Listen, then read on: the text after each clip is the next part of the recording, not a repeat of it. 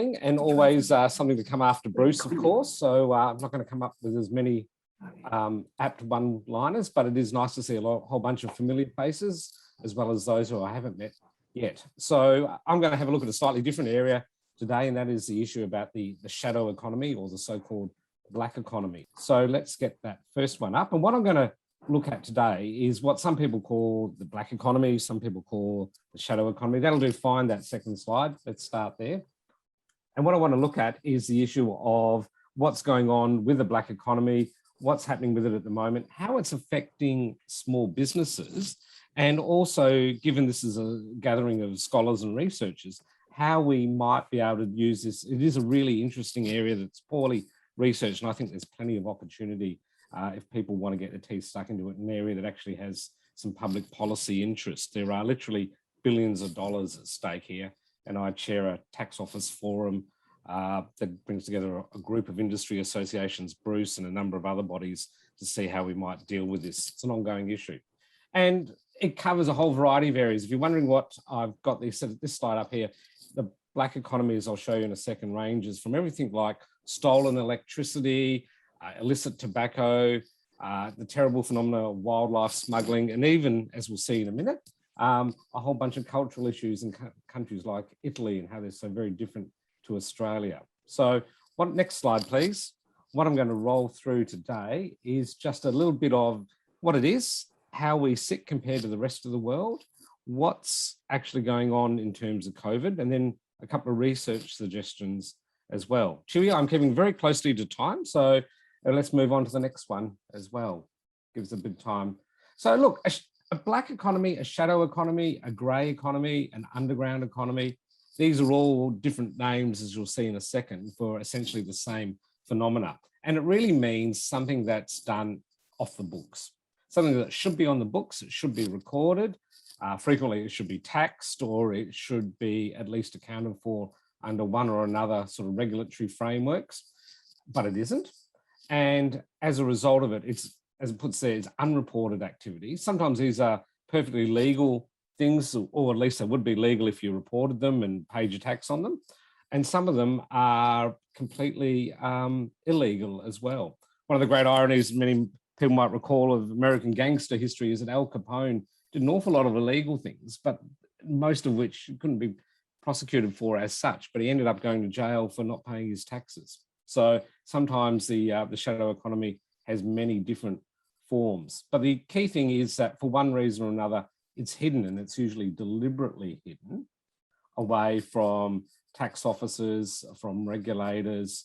As we'll see in a minute, we're not just talking about tax though, we're also considering things like wage theft.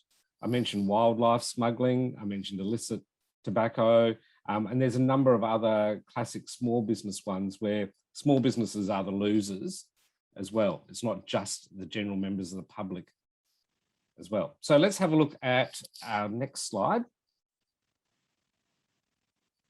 And the range of what I'm talking about here, here's just a few of them articulated. There's a little bit of give you some examples. And it can range, one of the ones that's had a huge amount of popular press in recent years has been wage theft, underpayment. Sometimes it's called wage theft when it's a genuine mistake. Sometimes it's wage theft when it is a genuine intention to actually make sure, for example, you can work off the books. I won't pay your super, I won't pay your workers' compensation. You won't have to pay tax because I'll give you cash in hand. It can be false companies, it can be fake invoices, it can be businesses that never bother to register for the GST, to take out an ABN or to report their earnings. It can be smuggling of all sorts. I mentioned tobacco. Australia, unfortunately, also has a very substantial, because of its unique wildlife smuggling area. And interestingly enough, the cheapest place to do your smuggling in this part of the world is Bangkok, because the bribes are so much lesser than they are in Malaysia. Someone's done a little bit of a comparative study about, where to get the most bang for your illicit buck if you want to do that as well. There are goods that have been stolen. There is sometimes organised crime arranged with these. Cryptocurrencies can often play a facilitative role in moving money across borders. And sometimes it depends on the jurisdiction. Gambling and prostitution are also fall into that if they're illegal in a particular area. So next slide. It's a pretty wide range of activities, as you can see there, and it also goes by a pretty wide range of names. Now this is an academic conference, so we could spend a lot of time, as some of our colleagues do, having interminable debates about different definitions. But I think for the purposes of what we're talking about here, it's all one and the same, regardless of whether you call it, the preferred phrase today is the shadow economy, but many other ones use variations of it. The last one, the non-observed economy, as you would gather, is the most bureaucratic, and that comes out of a number of international government institutions. The rest of us usually call it the black market, the cash economy, and that's probably good enough. Cash economy is funny because, of course, we don't actually have that much cash these days, as we'll see in a sec. Next slide, please. And just to finalise that off, interestingly enough, for those in academia, wage theft has also been an issue at several universities as well, underpayment of staff, especially casuals, often running in some cases into literally tens of millions of dollars. And for our Victorian colleagues, of course, there were claims, for example, that a number of guards at COVID quarantine stations are actually being paid cash in hand. So there's some classic examples about, and when that goes wrong, as we all know, they're not the only people that suffer for it. Everyone else does as well. Next slide, please. Now, funnily enough, the black economy, I call it here the grey economy, actually also has a positive economic benefit. When you break the law, but you generate wealth, some of it eventually finds its way into the so-called white or the legitimate economy as well.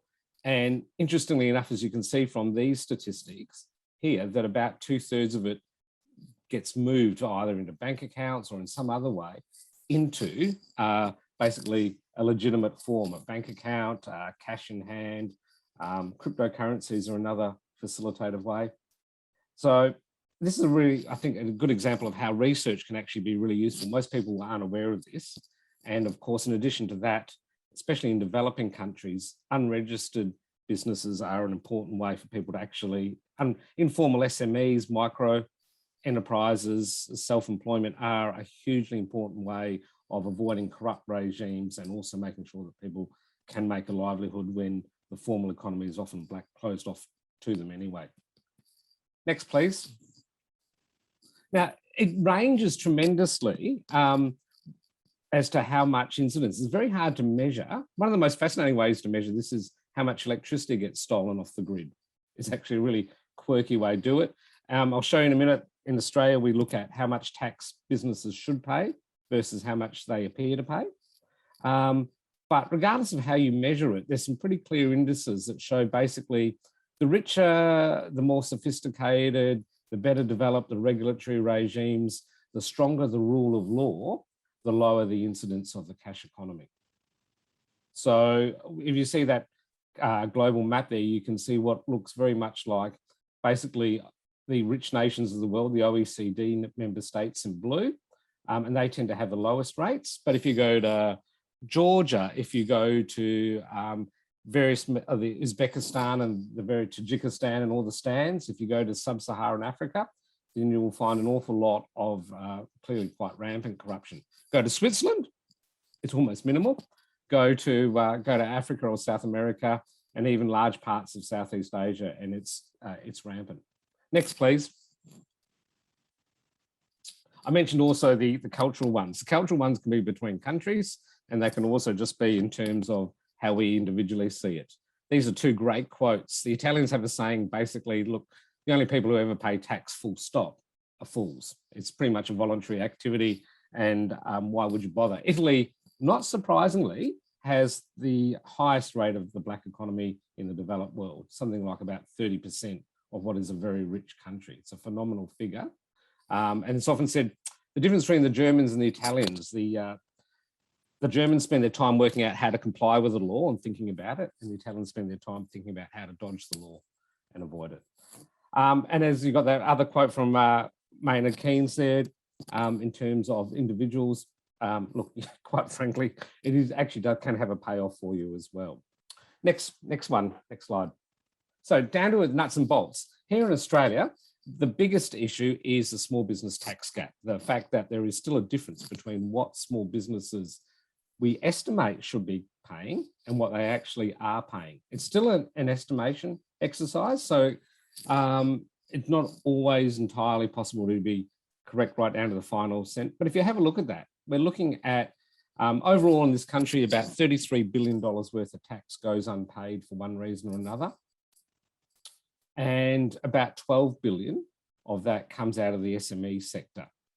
Within that, in turn, about half of it appears to be deliberate avoidance in one way or another. The classic one, if we were doing this as an interactive session, Chewy, I would have asked anyone, have you ever had anyone, ask you, I'll do the job for you, I'll do your repairs for you, if you give it cash in hand, it'll be cheaper because there'll be no GST. I think we've all had that. I certainly have, and it's been a very interesting moment when I've told people one of the things I do for a living. But that classic one of a cashy in hand, as we call it in Australia, it's still is about half of it. The rest of it is either mistakes, it's unintentional, sometimes it's lack of knowledge of what is increasingly complex set of tax laws we all have to comply with and so forth. But nevertheless, there is a still big gap, although out of that 6 or so billion, we think it's actually only a very small number of businesses. Each of them probably accounts for a lot more than would otherwise be the case. So it's not the SME sector as a whole, and the Tax Commissioner has been very clear about making it, whilst the brief is to make sure they're brought to heel, it's not to bring the SME sector to heel, because most small businesses, well over 90%, are really genuinely trying to do the right thing. Next slide, please.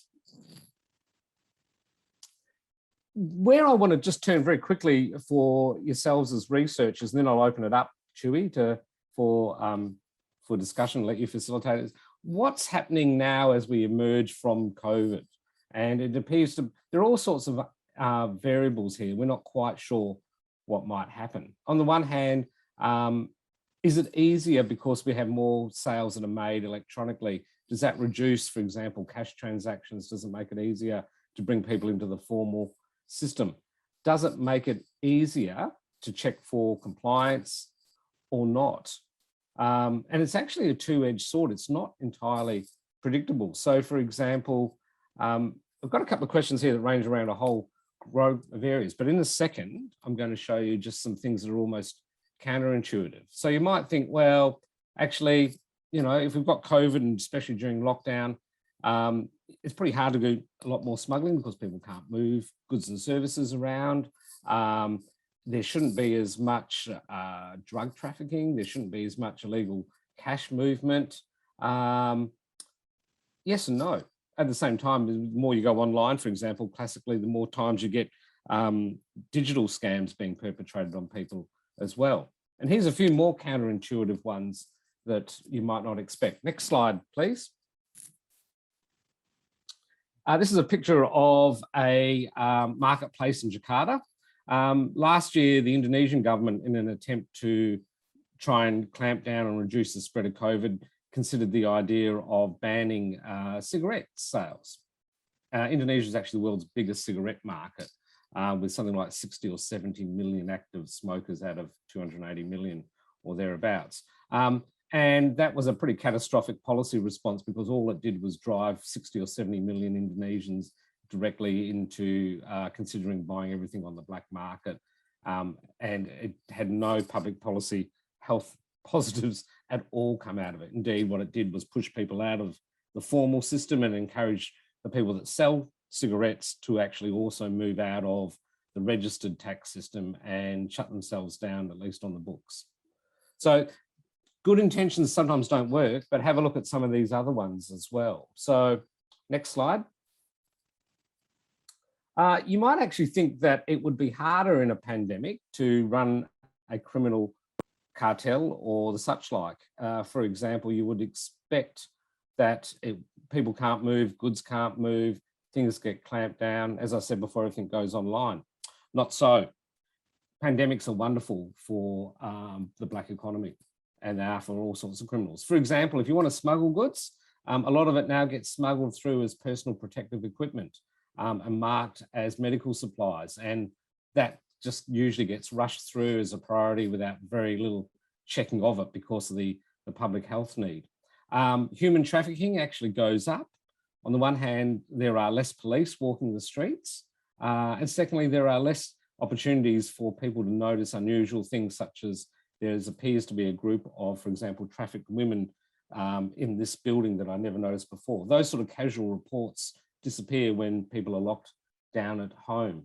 And so actually most cartels and crime networks have been flourishing during the pandemic. They haven't been shut down at all. And a lot more people turn to recreational drugs. You'll see a picture of a drone there because our colleagues on the other side of the legal fence are actually also increasingly using drones for illegal deliveries as well. Fascinating high-tech stuff. Next slide. And as for cash, well, even before the pandemic, cash was falling, as you can see here with these slides over several years.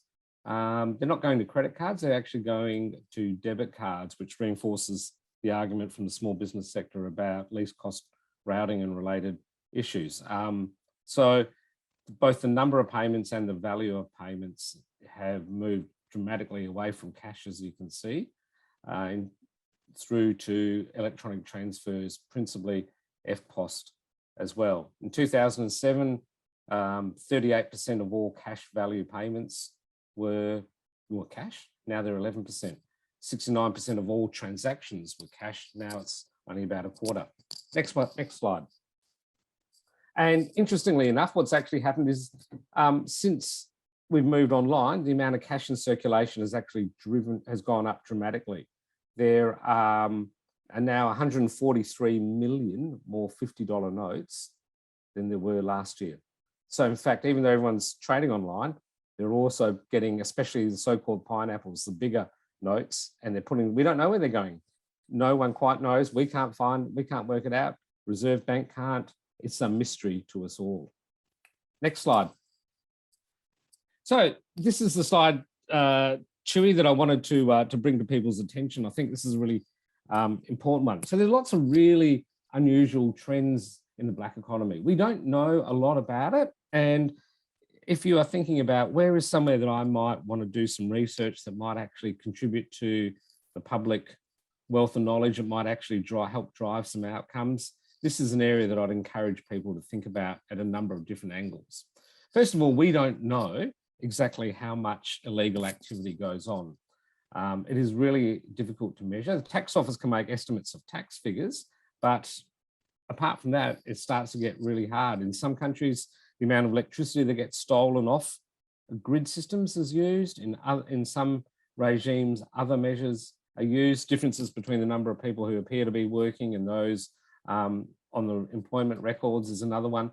We certainly don't know in small business whether there are particular sectors. Many of you will be familiar with the Australian Hairdressing Council. They've, for example, raised the fact that, at least as far as they can see, in hairdressing, a huge number of people are now working from home and without being registered, i.e. they are working in the grey or the shadow economy. And that's having a huge implication to bigger hairdressers, all of whom are still small businesses, i.e.